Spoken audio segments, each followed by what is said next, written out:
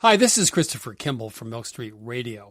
I often shop at Whole Foods Market since they sell the kind of food I like. Organic vegetables, a great meat counter, and of course a great staff.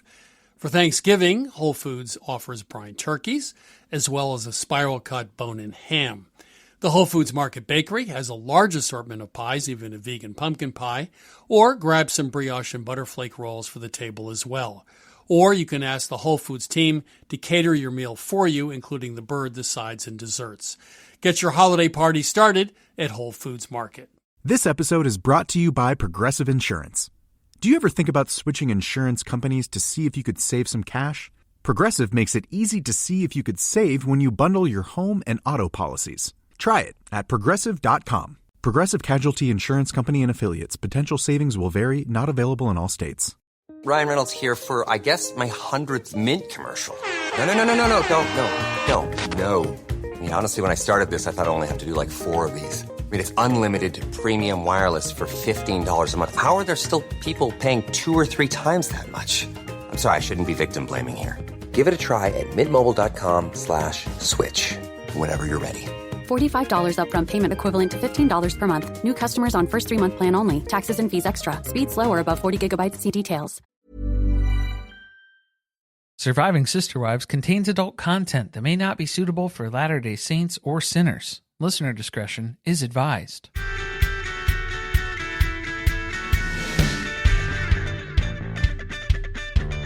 Hello and welcome to Surviving Sister Wives. I'm Corey. And I'm Carly. And this is Sister Wives, Season 13, Episode 2, Sister Wife Secrets.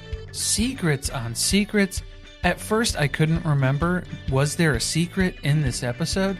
There's a perceived secret, but it's not actually a secret. Maybe it's a Cody kept secret. Maybe that's what we should call it. Yeah, it's not really sister-wife secrets. Cody fails to communicate and accidentally creates a secret.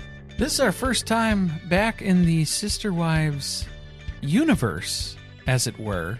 And this is all the way back to Season 13. This was back, feels like ages ago. And it was a very different time where all of the adults could still go through different phases of being heroes and being villains, which now I feel like we are very clearly defined in our roles, and I don't think that that's going to adjust or change anytime soon. I am excited to talk about that because I oddly felt very defensive of Meri in this episode, and that is usually not the way I sway. Well, I feel like that is what the rewatch has brought out of us, is that we are more defensive of Meri in these instances looking back on them. I feel like at the time, a lot of people were very sick of Meri's catfish storylines and every single narrative that was driven by Meri. It was Meri burnout. It was getting exhausting. But now we can look back on it with a fond appreciation. I am very happy that we have the worthy up lens as we're going into the acquisition of the B&B. This helps a lot, yeah, because now we can equate current business practices to, what is this, 2015, 2016? No. Oh, boy. Oh, man, you're wow. No, wait, Catfish was 2015. Yeah. So this was like 2017? 17, 18, we're not that far. Okay. 18, they move in 18. So yeah, probably 2017 when they're filming this. A year behind that. Yeah, Anyway. Hold on. You know how delayed production is. Yeah, who's doing the math? It could be 4 years prior. Yeah, whatever. What did TLC say we watched? TLC description for this one is Meri finds a way to buy the bed and breakfast she wants without Cody or her sister wives' help. Then, when Janelle hears that Meri closed on the bed and breakfast from a stranger, it precipitates another confrontation. Another confrontation? We've already had a confrontation? Nobody's confronting Meri in this. Janelle hates confronting Meri. No, but we just got through the series of confronting Meri after Axel's birth. Janelle's still pissed about that. It's very clear. She's bringing that energy into this conversation. She's still got carryover stuff that she didn't bring up from therapy. But let's hear that Carly episode rewrite description for this one. Robyn soft launches the Biggie Housie. Bonnie relocates faster than a polygamist family fleeing from a police investigation. Janelle, Christine, and Robyn unironically attack Meri for leaving them out of an important life event. There's got to be some bitter irony in there somewhere. It was lost on them. It was lost on them.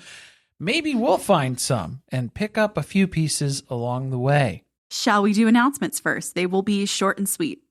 We dropped our Patreon episode, our Let's Talk About It episode this week, which was Bridgerton Season 3, Episode 4. You know the episode we're talking about. The carriage episode.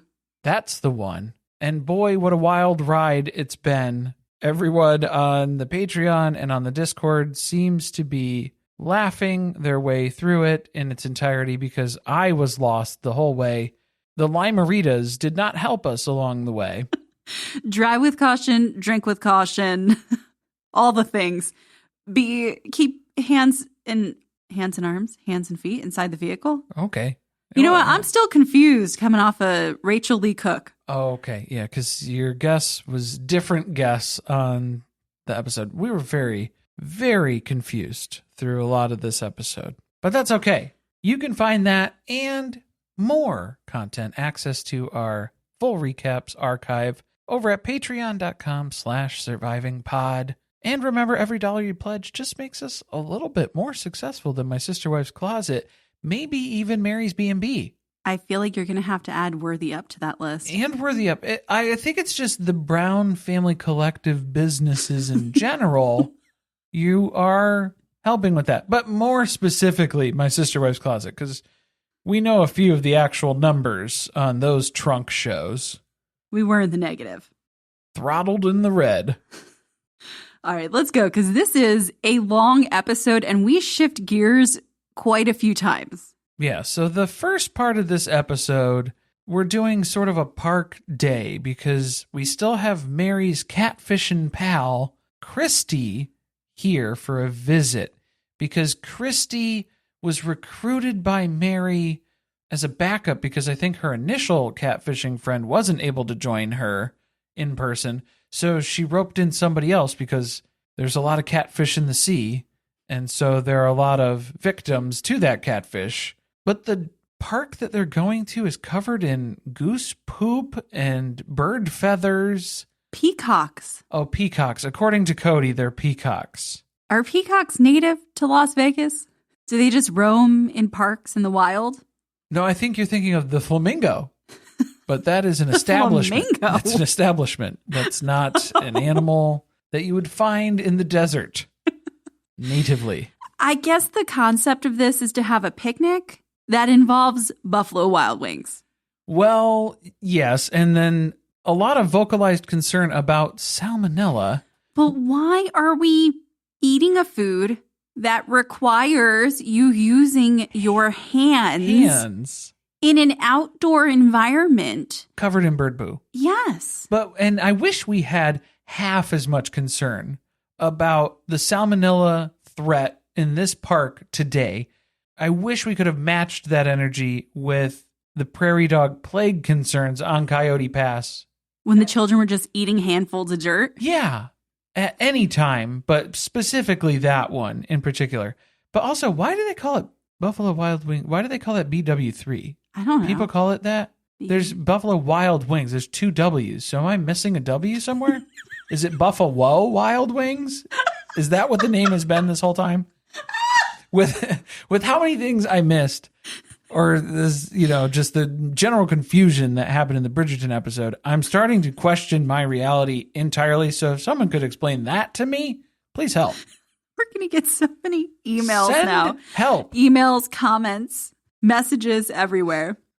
We got to admit, though, Christy, this is all a show for Christy. And also she's got to hang around later because Audrey and Leon are in town. And this is the make sure Leon knows Meri is a victim show. That's the move. That's the play. And also, Meri's trying to garner some sympathy from Cody as well, which actually Cody admits that it is working because he tends to have more sympathy for Meri hearing Christy's story because I think Meri's feelings weren't really that important to him. So when he found out the trauma that she went through with this whole experience, it was kind of like, whatever. It was more impactful hearing it from a third party that you have impartial feelings for. That made it more real for him. It hit close to home.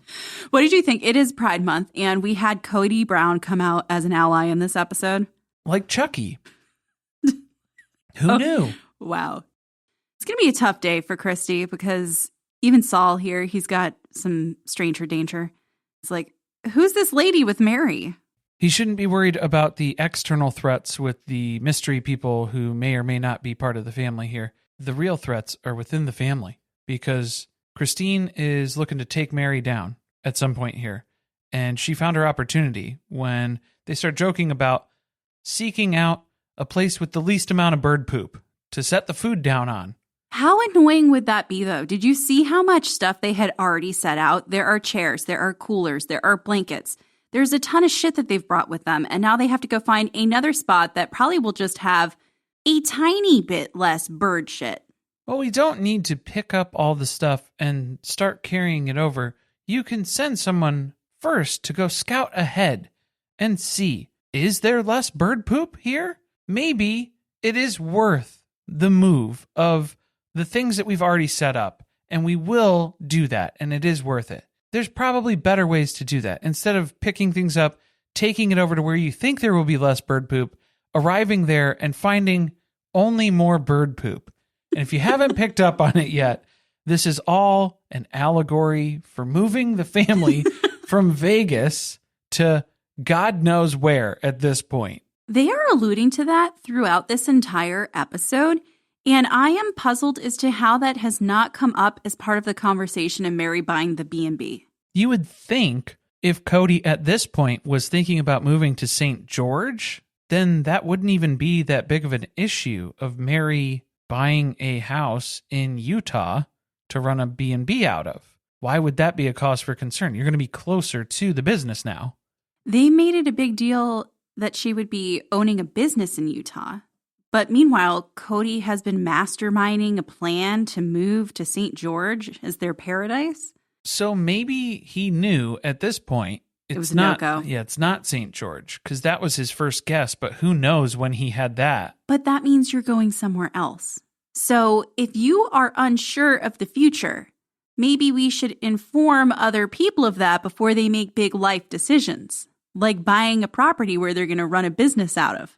I think Cody realized at some point that Meri wasn't really going to be doing too much work in here. This is mostly just a Bonnie project that she's going to hire some other people around to help. I think this is his way of getting rid of her. And I think, this was going to be kind of the nudge out the door to help Meri realize that she's better off without the rest of us. All right, so back to the bird poop park.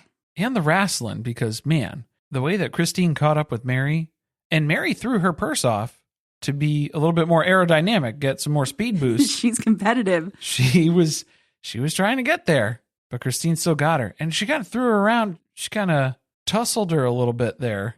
There was some aggression. There was something that was pent up in there. Being all together has got the family thinking, though. What is it going to be like when all the kids are gone and they've moved out and it's just us? Just us and Cody staring at one another.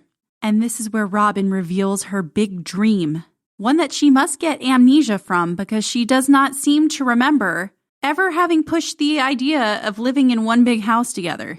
At that point, you just got to consolidate down to one house together. And that's Robyn's big dream of the porch and just sitting there with my sister wives and Cody running around in the background like he does. So how come in the coming seasons she cannot decide whether or not she wants to do the one house? Well, she's not decided. She just doesn't speak up. She doesn't vocalize her opinion. She doesn't make it known what her stance is because it does not align with the rest of the sister wives. But at this point, Christy is very impressed with all of the parentification of the children that's taken so far.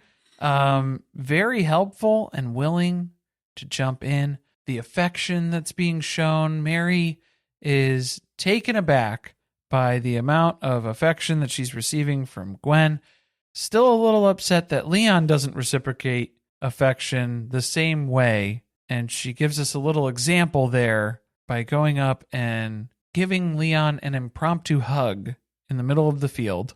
Did you see Cody, like, trying to retreat into the cushions in the couch as Meri was talking about what a touchy-feely person she is? No, I did not see that. He did not want to be part of the conversation. It was just his top bun sticking out from between the cushions after that. It's the Homer Simpson gif in the bushes. Well, I mean, with the amount of hugs that Meri needs to survive and then also thrive, we've seen those numbers be thrown around anywhere between 12, 18, 20 hugs a day that she requires. And I don't think Cody's willing to give those up. He can't remember the last time he touched her or wanted to touch her. So basically, nobody in Meri's life wants to be affectionate with her, and that's what she's realizing. It's terrible. But we're going to play some Ultimate Frisbee. Ultimate Frisbee those bad thoughts away, because what bothered me here, though, I'm going to have to call it out, is that Christine was correcting Robyn about the difference between Can Jam and Ultimate Frisbee. But at the end of season 18, Christine herself was very confused because she was talking about how they were going to play Ultimate Frisbee, but they were actually playing Can Jam. Was that a subtle dig at Robyn at the end of season 18? Or is it just lies and deceit? I don't think anyone is as invested in correctly naming the games as you are. It's more so, just about the Can Jam functionality here, I think. There was a passing thought from Cody on the whole Christy catfishing situation and what he's learned from it, which involved family being important because family helped pull Christy out of the situation. And he thinks that Meri needs family to rescue her from this catfishing situation. That felt very Robyn coded in language to me. Oh, okay. We're going to rescue her. It seemed like Cody was kind of saying, thank goodness we have such a big family who can help Meri through this because I'm not going to do it. There's other people that I could defer to. Thank God it's such a big family and I don't have to be involved in that healing process. That's what he tries to do later with the move. Yes. There are other people who can help you, Meri. So maybe stop texting me. So I feel like that's kind of part of it here, but there wasn't a lot of time for one-on-one convo between Christy and Leon at this outing at the park, so Meri has not forgotten that they need to have a conversation. She is pushing this convo wholeheartedly here, and the catfish situation has kind of made things a little bit rough between Meri and Leon, if you couldn't recall. Just like Meri's wardrobe, it's a little rough. We got...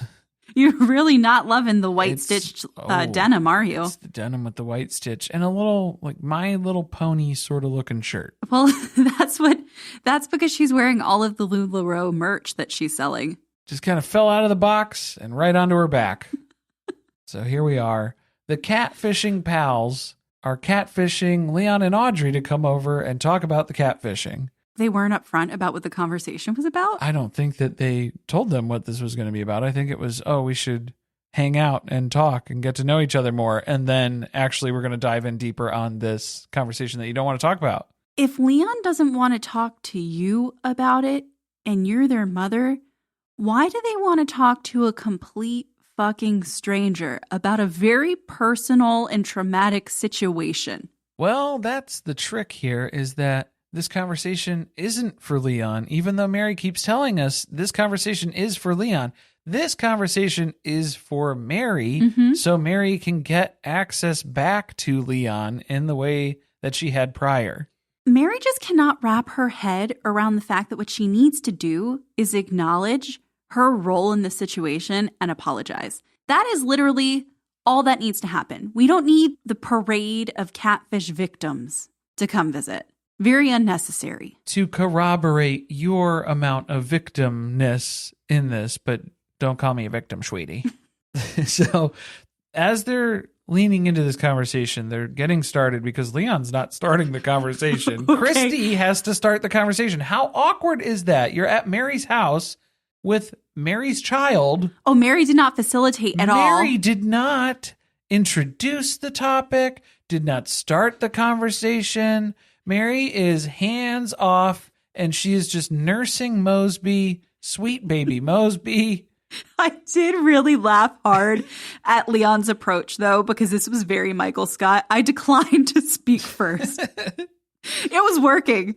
It was for a little bit, but then Christy does break the silence and starts right in on, yes, this is a catfishing conversation, believe it or not. Some of the verbiage that starts getting thrown around, though, I think Leon should probably talk about this more, even though they really don't want to talk about this, because Leon keeps talking about moving on and moving past this and putting it behind them. But I feel like that's just ignoring it and stuffing it down. Like nobody has fully processed what actually took place. Perhaps, or it's that revisiting the topic with Meri is never going to be productive. So why speak with Meri about it? What was interesting was that was kind of a telling moment of the parentification of Leon, and also how Leon was used as Meri's emotional regulator for a very long time. And it seemed like that's why this whole situation was weighing on Leon so much. Leon even said it. Meri seems to forget that I was there while it was happening. Leon was the one who was telling Meri, I don't think you can trust this person online who you've never met, who you don't actually know who you're talking to. So it was Leon warning Meri and Meri ignoring that advice. I feel like this goes back to the conversations we've had about these adults being very emotionally immature. And it feels like Leon has realized that their mom is stunted and that they have outgrown her. And Meri can't give you what you want from an emotional standpoint. And this isn't Leon's issue to sort through. This is a lot of what Meri needs to sort through, because Meri was involved in this. And the issue is that Meri's not admitting the level of involvement, because yes, we're talking about being a victim of catfishing. Correct. That is true. That is something that definitely happened. However, if we're not going to address the adultery in the room, because there was an amount of infidelity that was perpetuated on Meri's part as part of that relationship that took place. Well, and at this point in time, the voicemails have come out. The photos have come out. Everyone has seen the banana. So retelling the past as though you just happened to be on the internet one day and you got a phishing email and you somehow ended up in this relationship with a person who was extorting you in some way, blackmailing you, making you feel like you were in danger. That was part of it, but she's leaving out a lot of detail around the extent of the relationship and how it started. So Leon's starting to pick up on the fact that Meri is just seeking validation as a victim to let her off the hook in this scenario too. But you don't get a free pass because you were directly involved in that way. When Leon is talking about some of the stuff, the past emotions that they're feeling, I don't think that we're talking about things in the past. I feel like this is still very real and currently happening for Leon, a lot of the emotions that are being felt. I think that goes back to the toxicity of the relationship between them. Maybe not the situation in particular. And you can see it because Christy is going on and on about all of the things that this person did to her personally when she was being catfished. And you could just see Leon's soul leaving their body. We start to disassociate. And Leon is fidgeting the whole time. This is not a conversation that they want to have. Audrey is trying their hardest to make this conversation detour from where it was going because they can tell Leon's getting overwhelmed, little uncomfortable. And the goal of today is just to get through it so we never have to talk about it again. So let's see if we can accelerate this conversation a little bit quicker so we can get through it and just be done with it here forever, because we don't want to talk about it ever again. And this is where Meri starts chiming in with, there were even more manipulation examples. Not even what Christy mentioned, but there was a bunch of other things that happened to Meri, because all of this was something that she went through that was perpetuated on her, that happened to her by evildoers.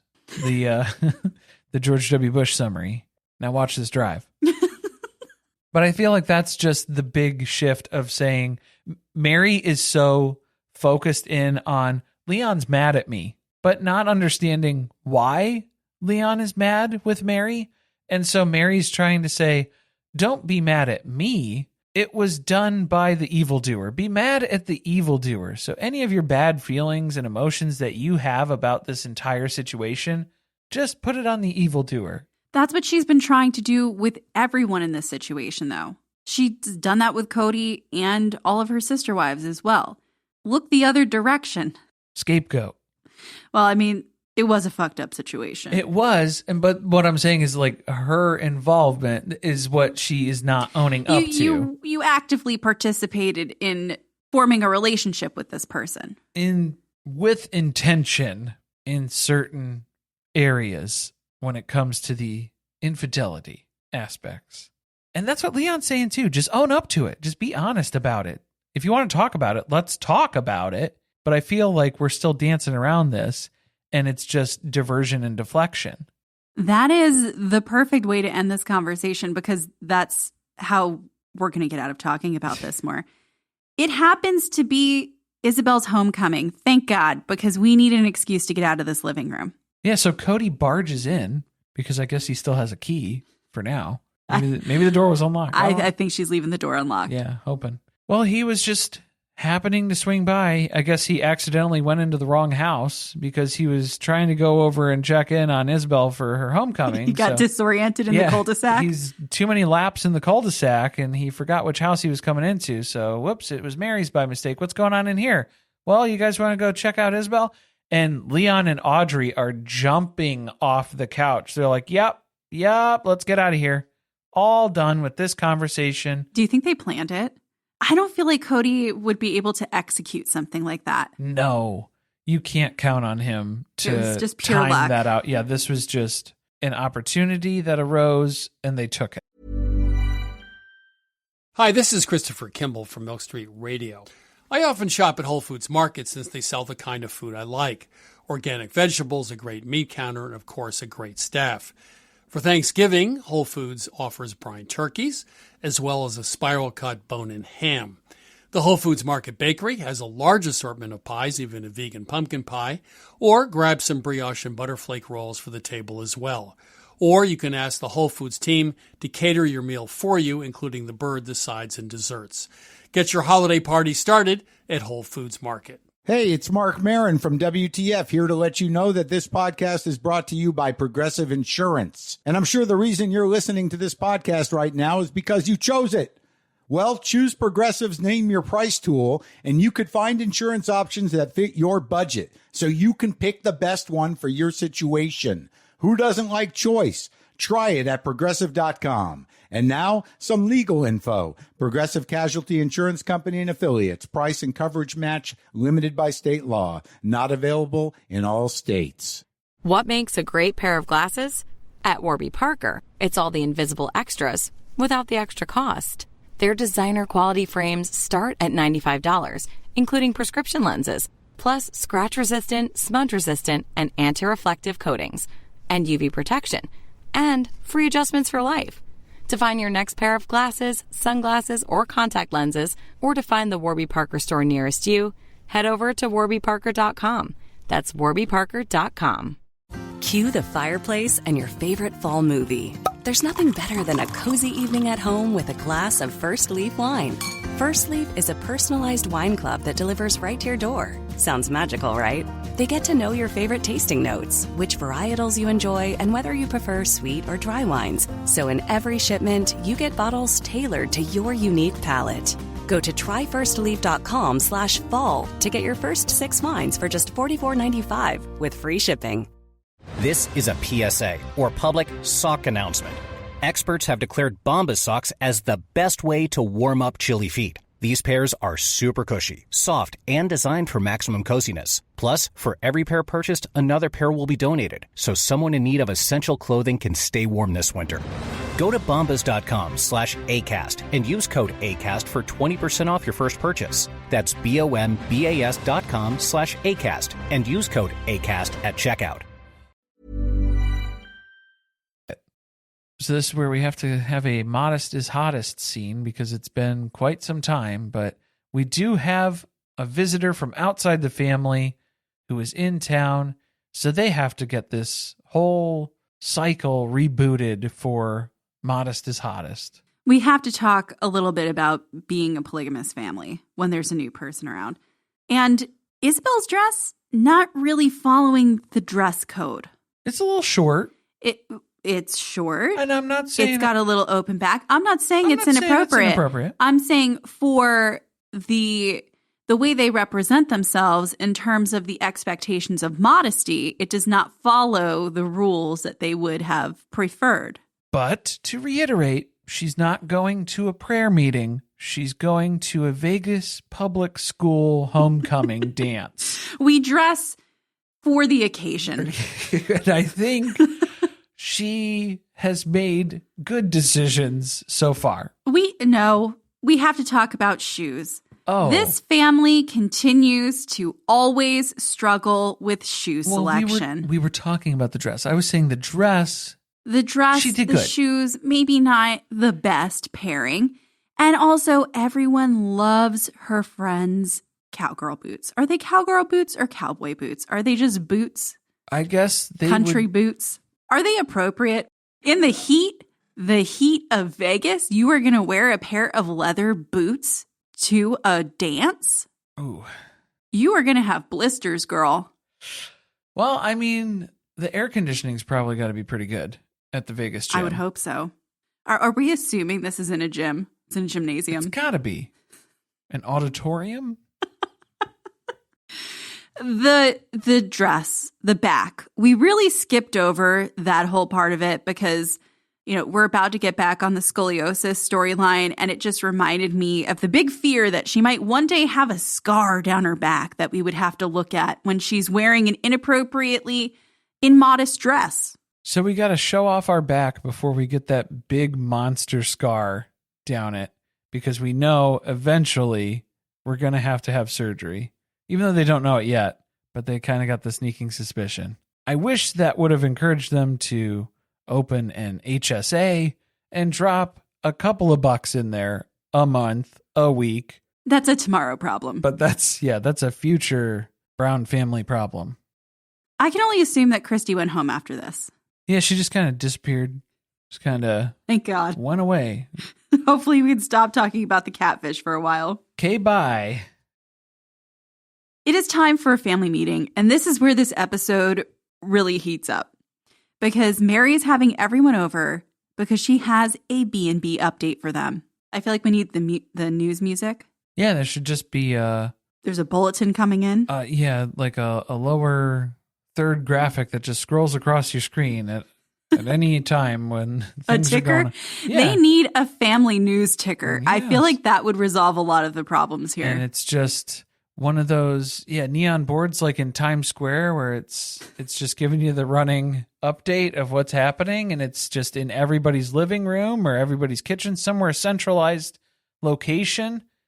And then that way you can add an update from your phone. Look at this. Wasn't that a thing where you used to be able to tweet? I'm going to sound really old. You used to be able to tweet and it would show up on a ticker in Times Square. Yeah, do you remember how you used to have to tweet before smartphones? You used to have to text to the Twitter bot and then it would tweet for you? I think that's how that functioned, if I'm remembering correctly. You texted a number and then the robot would translate for you. I'm just saying we're not talking about any extreme forms of technology that don't yet exist. No, it's been 15 years in the making here. 10, 15 years, a good decade at least. The big update. It's an important one.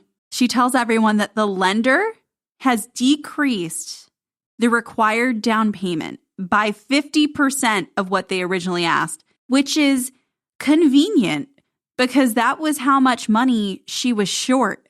So now she has the full down payment and she's not going to need money from them. Well, this has only been a week since the family declined Meri's application for a loan out of the Brown family fund. So now she is reveling in the fact that she gets to tell them, I didn't need your money anyway. This turned so fast, though, because she definitely came in with that too, that she was going to pull something over on them. Like, I did it anyway, bitches. And then the minute they get excited about the fact that they don't have to give her money, she gets a puss on her face. I think the reaction was they were like, oh, wow, that's cool. And we helped. And it was like, no, you didn't. Because how was that helpful? Because the conversation last week was not fruitful. We did not benefit from that conversation. So Meri had to go bust her ass and then turn a trick or two when it comes to the paperwork shuffle that's taking place with this bank for this lending. Creative accounting, apparently. A little bit. And now the family gets to pat themselves on the back and say, boy, by shitting on it last week, we really inspired you to do it on your own.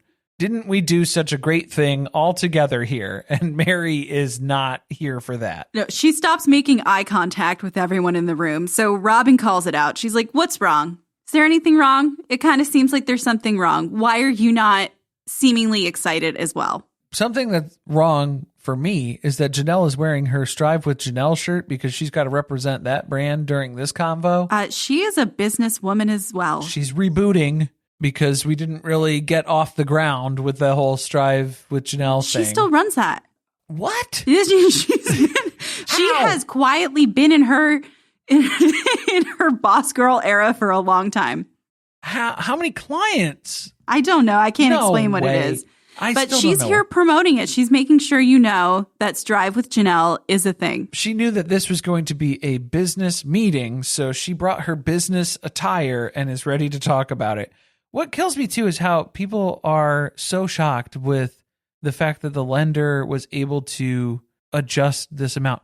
Probably because of Meri's proof of income. She probably showed them, hey, I started this side hustle where I'm selling leggings on Facebook. And I made... Maybe don't tell them the details. And I made checks notes $80,000 in the last 2 weeks. I think the bank is going to be pretty sympathetic with that. Janelle, though, she's not only here in her uniform, but she's also shitty that Meri is saying that she did this on her own. To your point before, she literally did. Well, she has Janelle gaslighting her, and she has Robyn asking why she isn't smiling. You should smile more. So it's like, are all of you Cody now?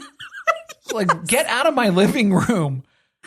Well, then, to add insult to injury, Janelle brings up this whole fear that Meri's going to run away and live there alone. That's why you bought this place. It's because you're going to leave us. Okay. The thing that bothers me the most about them getting shitty with Meri saying, I did it on my own. And then they're like, boy, Meri's really touting the fact she did this on her own, allegedly. Literally last week, Cody said verbatim, Meri needs to do this on her own. And now he's apprehensive that she did it on her own. What are you talking about? Because now they're afraid of the power that she has harnessed within inside herself, that she may actually take the step to leave this family. They were so excited for her to crash and burn without them. And then when she shows, no, I don't need you dumbasses slowing me down, then it's a big problem. Janelle did say a few nice things, but they were to the producer long after the fact. So, maybe next time lead with that, because she was talking about how important Meri is to the fabric of the family. She can't imagine her not being there.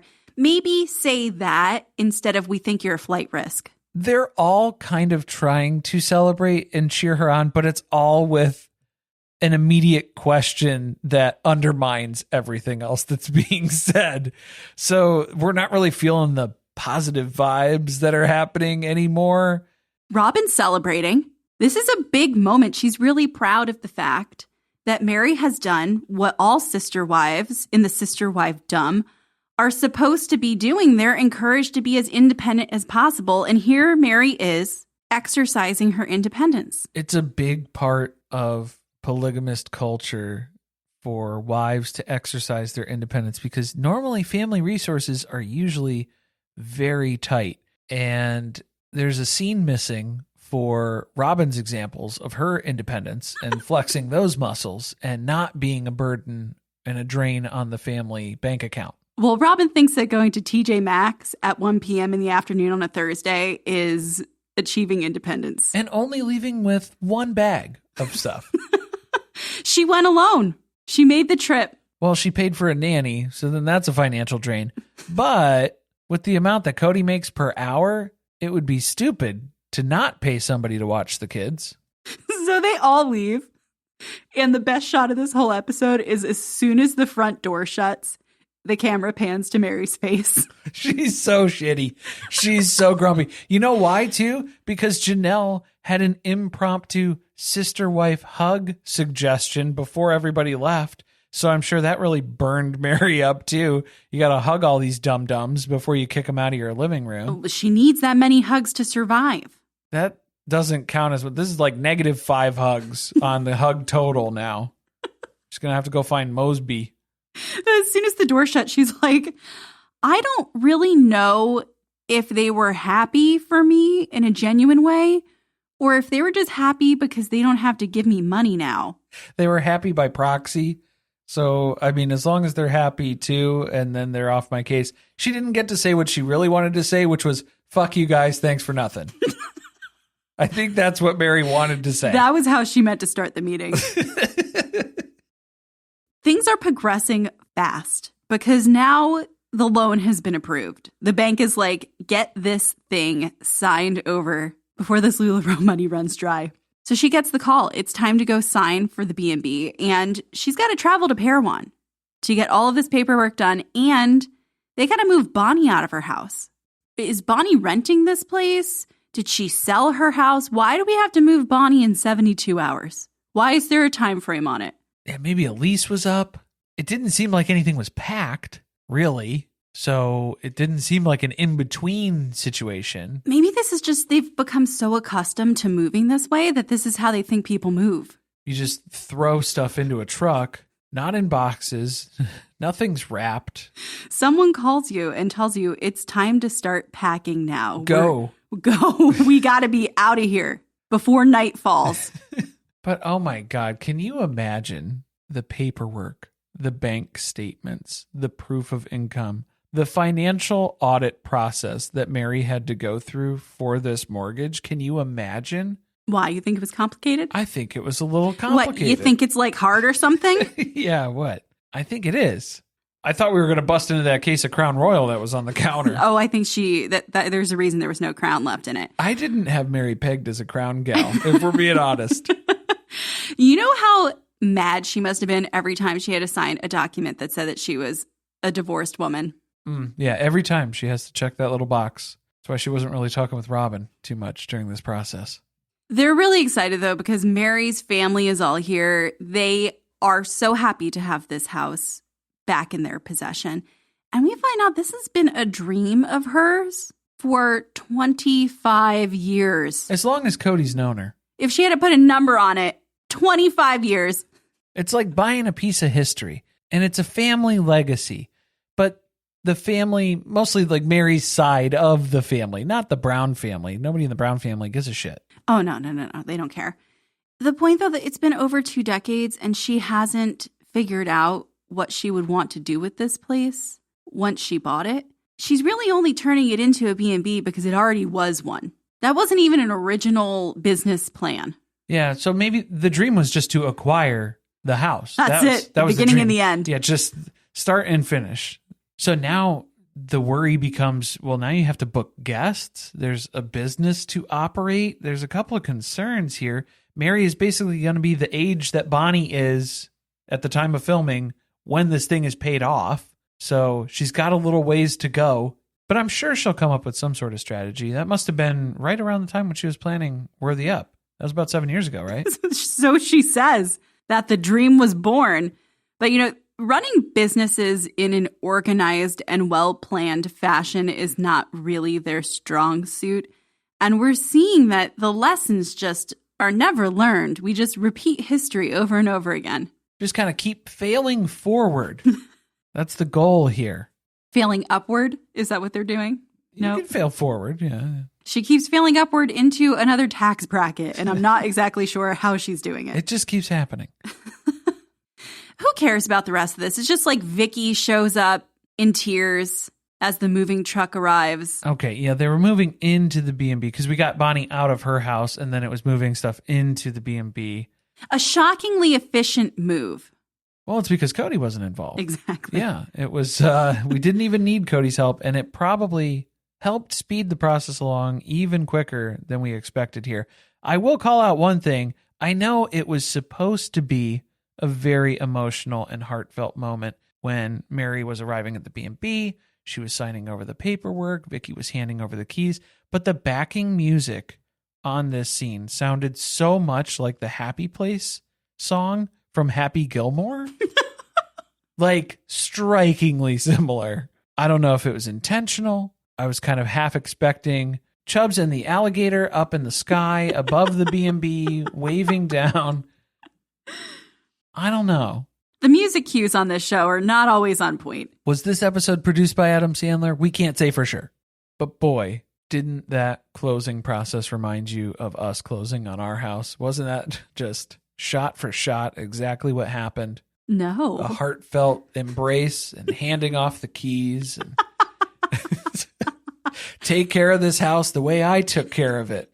Yeah, we were so... Love it as much as I loved it. We were so shell-shocked on the drive to sign for the house and getting the keys and going back to it that there was a lot of regret that day.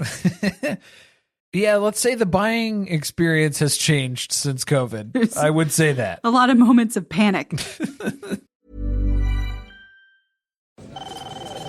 When you use SAP Concur Solutions to automate your business finances, you'll be ready for anything. Except the new office dog running off with your lunch. With SAP Concur, you can be ready for almost anything. Take control of your business finances today at Concur.com. This episode is brought to you by Progressive Insurance. Do you ever find yourself playing the budgeting game? Well, with the Name Your Price tool from Progressive, you can find options that fit your budget and potentially lower your bills. Try it at Progressive.com. Progressive Casualty Insurance Company and Affiliates. Price and coverage match limited by state law. Not available in all states. Hi, this is Farnoosh Torabi, host of the Webby-winning podcast, So Money. If you're aiming for a goal, be it saving for a house, growing your family, or retiring, life makes it difficult to stay the course. But with a dedicated Merrill advisor, you get a personalized plan and a clear path forward. Having the bull at your back helps your whole financial life move with you. So when your plans change, Merrill's with you every step of the way. Go to ml.com/bullish to learn more. Merrill, a Bank of America company. What would you like the power to do? Investing involves risk. Merrill Lynch, Pierce, Fenner & Smith Incorporated, registered broker-dealer, registered investment advisor, member SIPC. Every idea starts with a problem. Warby Parker's was simple. Glasses are too expensive. So they set out to change that. By designing glasses in-house and selling directly to customers, they're able to offer prescription eyewear that's expertly crafted and unexpectedly affordable. Warby Parker glasses are made from premium materials like impact-resistant polycarbonate and custom acetate. And they start at just $95, including prescription lenses. Get glasses made from the good stuff. Stop by a Warby Parker store near you. Bombas presents unsolicited gifting advice. Number 1, if they say not to get them anything, get them something. 2, underwear is a great gift, just not for your boss. And 3, those absurdly soft Bombas socks and slippers you've been eyeing for yourself, they'll love those. And the fact that for every item you purchase, another is donated to someone who needs it, they'll love that even more. Go to bombas.com/ACAST and use code ACAST for 20% off your first purchase. That's bombas.com/ACAST, code ACAST.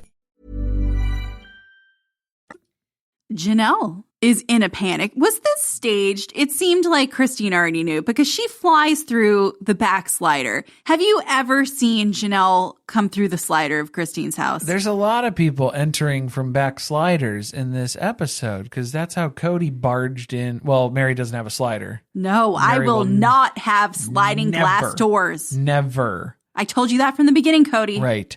So 25 years ago. This has been same with the dream of owning the B&B that isn't a B&B until I buy it as a B&B. But now it's back in the family, so that's good. No, yeah, this seems like Janelle had to catch us up to speed. She already texted her. She already knew the whole story because she walks in. She's like, am I overreacting? It's like, girl, you are. You are. You are. She was at an amusement park that she can't name. In California. And some strangers happened to come up to her. They were from Parowan. What a coinky dink. And they started talking to her about how Meri just bought the B&B. I guess this is the talk of the town because that's how small this place is. That everyone knows that Meri bought this place. The deal's done. And now it's the talk of Magic Kingdom. Not only that, but these women said that they're going to be going out to lunch with Meri. And it's going to be a lot of fun. And that is where Janelle lost me because, bitch, we know you hate a lunch date. Now you're jealous? Janelle would like an invite so she can politely decline it. This is how we operate. Then Maddie asked her if she could babysit Axel while she and Caleb helped Meri move some furniture. So the pieces are all coming together. Not only does she now own the B&B, she's already moving stuff there. She didn't tell us. But if she was talking to Maddie about it, then doesn't Meri assume that Maddie's going to be talking with Janelle about it? So then how would you slip up in that way if you're trying to keep this secret? Why would you be talking to Maddie about helping you move stuff? It's not a secret. Are you sure? It seems like it's a conspiracy. I'm pretty sure that you guys were late to a party that you already knew was happening. You guys didn't care. And that's the bigger part. Even if you'd been included, you wouldn't care. So she and Christine decide it's time for a family meeting. We need Meri to come over here ASAP to be confronted about this. To be fair, they are looking at it from the lens. Janelle is seeing this as Meri doing Meri shit, the petty bitchy stuff that normally happens when she didn't get her way. She asked us for money. We said no. And so then a week later, she rubs our noses in it and says, look what I did without you. You were no help at all. I did it all by myself. And now she's continuing to do stuff all by herself out of revenge and spite for the rest of us because all we did was shit on her in the entire process, which should probably provide a little bit of clarity. I feel like we really need to go to see Nancy. Nobody's talking about this. Maybe that would be an appropriate time to go to therapy. But no.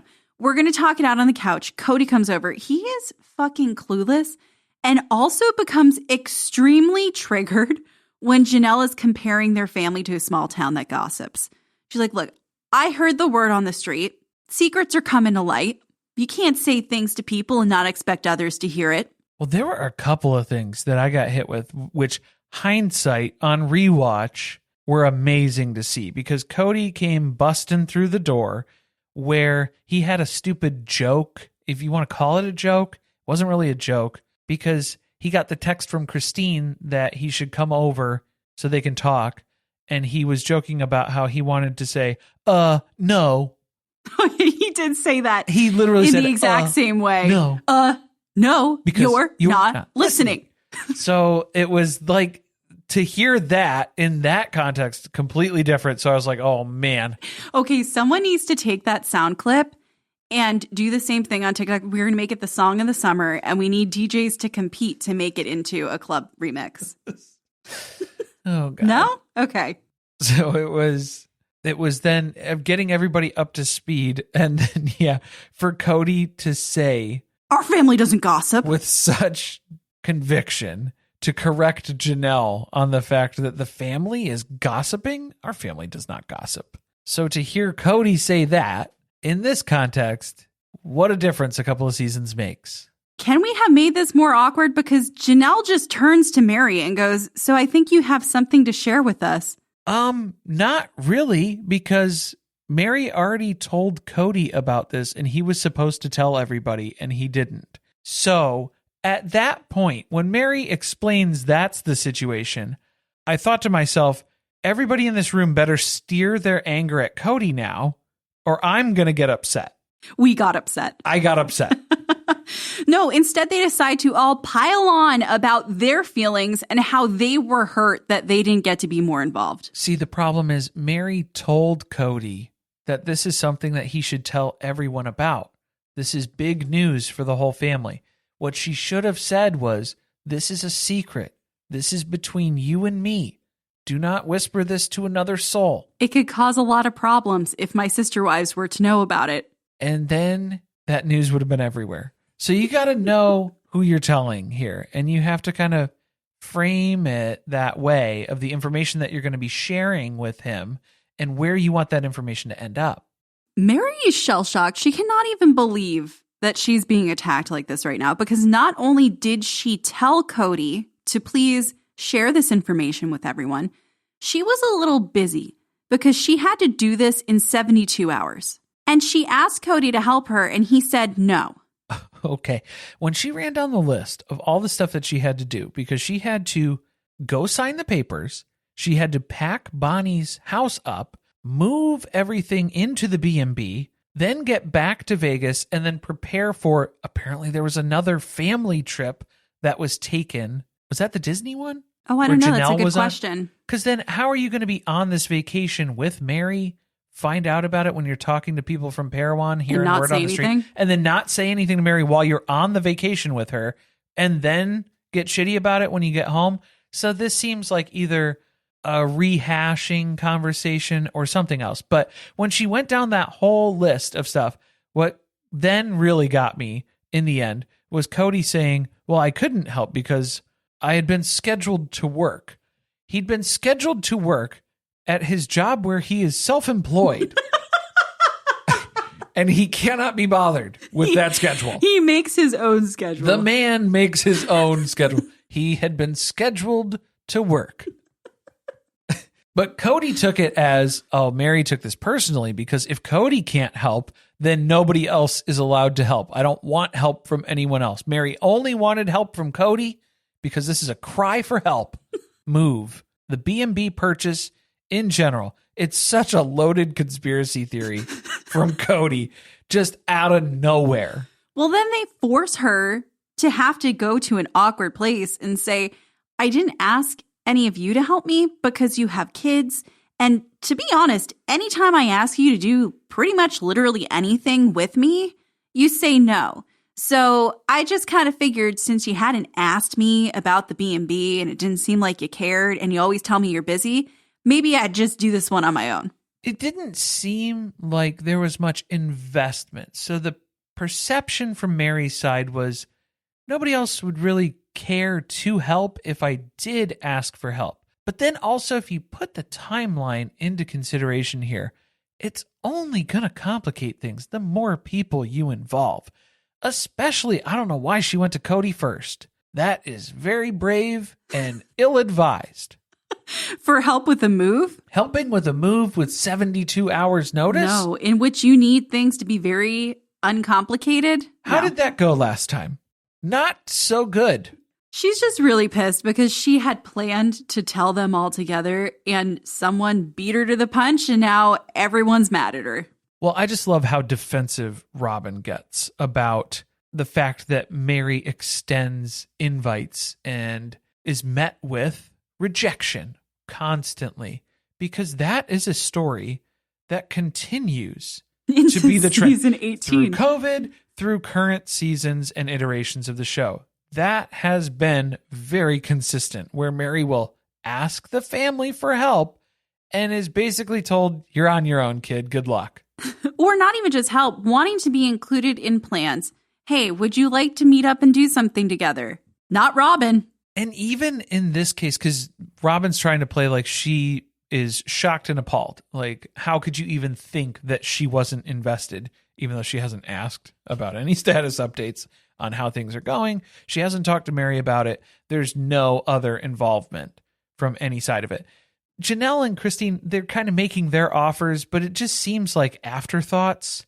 It seems like empty gesture offers at this point, because they're like, well, we're still here to help if you need it, as long as I'm not too busy and I don't have a million other things going on, which obviously they do. And it's a task that's interesting to me, because I would really like to help you decorate, but anything beyond that, I don't really want to do. I don't want to like move stuff.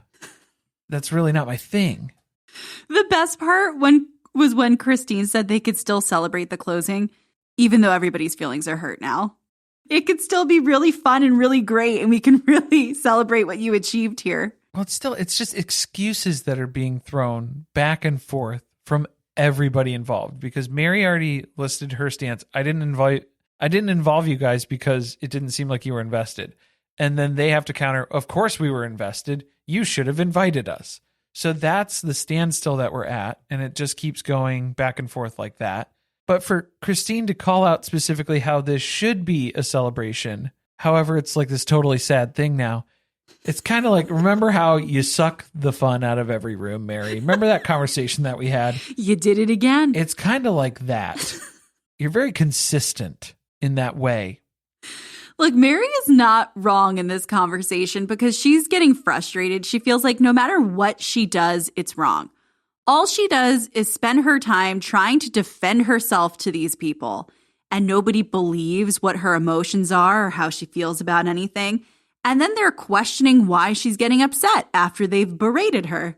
Well, and it's just so easy to, after the fact, say, I wish you had invited me, Meri. That's kind of just a cop-out sort of approach to this, to make it seem like you had been invested the whole time, when clearly none of you have been invested in this. Oh, the cherry on top was when Robyn turns to her and has the nerve to say, Meri, you'd be upset too if I got you emotionally invested in something and then left you out in the end.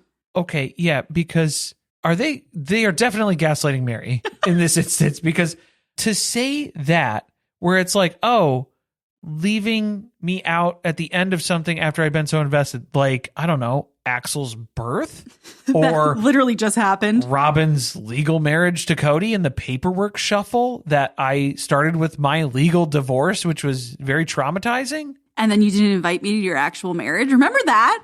Those little things, those little... Just two small examples. Things that have happened in the last season and a half. So I will say, Meri telling everyone repeatedly that she has done nothing wrong, not helping the case. when everybody else is going immediately to defensive mode and wounded, and that's how they're playing it, you cannot then berate them and say, well, I didn't do anything wrong, so I have nothing to apologize for, and I don't feel bad about it, and I don't have any regrets. It doesn't tend to go over well. What was Cody's stance on all of this, though? He's so vague. No, vague. I thought, who is this man? He said, sometimes you just got to admit that you're wrong, even when you feel like you're right. You just got to say you were wrong in the situation. Well, I feel like he did used to do that a lot with his wives. And Used then to. He stopped. Very quickly stopped. I think he was just upset that most of this conversation was not about him, so he did have to interject at some point just to get some airtime, just to remind everybody that he's still here. I'm like not even sure how this conversation ended, because Robyn is just like, I hope she knows that we're really invested now. And then Meri's just like, yeah, so if you guys ever want to stop by and stay at the B&B, you can stay in a room. And Christine makes a joke about how it's haunted, but we know she'll it's take not. her up on that. Yeah, we know it's not. It's not. Well, I mean, it's haunted. We know that it's not haunted. It's not haunted. Yeah. It was, and Janelle and Cody definitely took Meri up on the free bed. Eventually. It took quite a few years, but when they went to go buy that fifth wheel during COVID, came in handy. We got one more scene in this episode, which I felt like was unnecessary initially, but the comedy that it added to the complaints about not being included in the initial move and the whole thing of the B&B, you all are just proving exactly why including you just gums up the works. This is justification on Meri's part, and I would list this as Exhibit A for her case. Definitely. For some reason, they're trying to move 3 pieces of furniture, and Cody has decided that the appropriate way to do that is to use a small trailer. But this trailer is all locked up, and they're going to have to figure out how to get it unlocked so that they can hitch it onto the car. Did I just use the right words? Yeah, those were the words. Okay. I don't know too much about machinery. Well, it's not really a machine, but yeah. Okay, yeah, he had keys, he had locks. Mm-hmm. None of the right keys to the locks. Well, I think he had the right key, allegedly. He was saying that he had the right key, but then the mechanism had rusted up, seized up on him. You need some white lithium grease. That's what you need. You got to lube it up. How long have they been living in these houses? Just a couple years, huh? And the trailer's just gone by the wayside. Yeah, I guess when you're not moving every 6 months. Didn't they just use this to move Maddie? I feel like they've used this trailer in between the moves. Well, they have a few of these, he had said. Oh, okay. So maybe this one's been in storage a little while.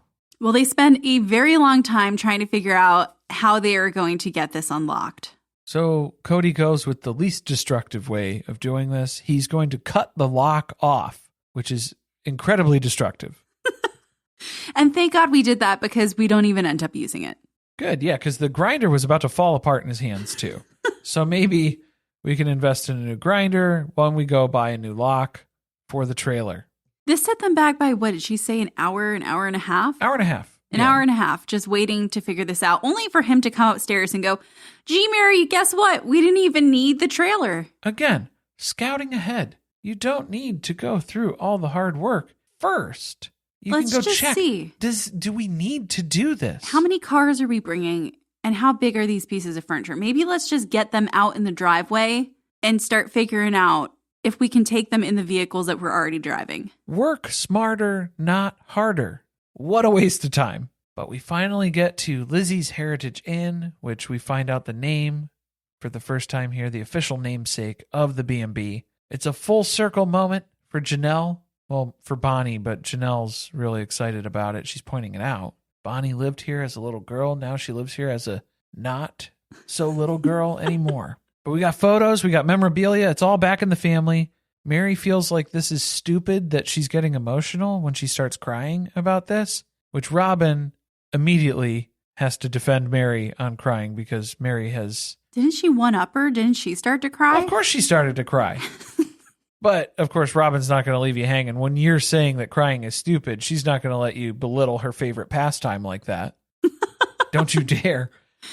Cody's mental gymnastics at the end of this episode, when he's talking about how Meri wouldn't have had the success if they had helped her with the down payment. It was a little spotty on the routine, but the dismount was pretty clean. His mental gymnastics. I was riffing your bit. I gotcha. Yeah. I didn't pick up on the gymnastics. That's okay. Okay. Yeah, but Cody's basically patting himself on the back for not helping Meri because that was the best thing he could do as a polygamous husband. What a blessing it was that I was unable to help my wife. It gave her the strength to do this, the B&B. And now I get to benefit from it. That is a great way to end because we find out that it's time to start working on the grand opening, which is going to be happening soon. And we know that Cody cannot hold back from being the center of attention in that episode. So we get the official toast from Christine. Congrats. That was about it. There was not really a big speech. But then it was to family destiny. And of course, Robyn cried. Yes. To many more years in this beautiful home. Goodbye forever, Meri. Next episode, Mitch and Aspen announce their engagement and the race is on to find a venue. The whole family goes to Utah to help with the official opening of Meri's bed and breakfast. At the opening, Cody drops a hint of some major changes ahead. Why do Aspen and Mitch need to race to find a venue? Why is everything a fire drill with this family? They got to get married before this family heads out of town. Oh, I guess, yeah, there is a timestamp on it there. Well, they made it sound like it was like a supermarket sweep situation where they were going to like run out of venues or something. It's not like that, even though I would like to see that. That would be interesting. That would be fun. Aspen and Mitch on supermarket sweep. Thank you for listening. If you want to support us, the best way to do that is by subscribing to the podcast and leaving a review on Apple Podcast or Spotify. Be sure to chat with us about the episode on our Discord channel by joining our Patreon, patreon.com/survivingpod. Stay tuned, share with friends. See you next time.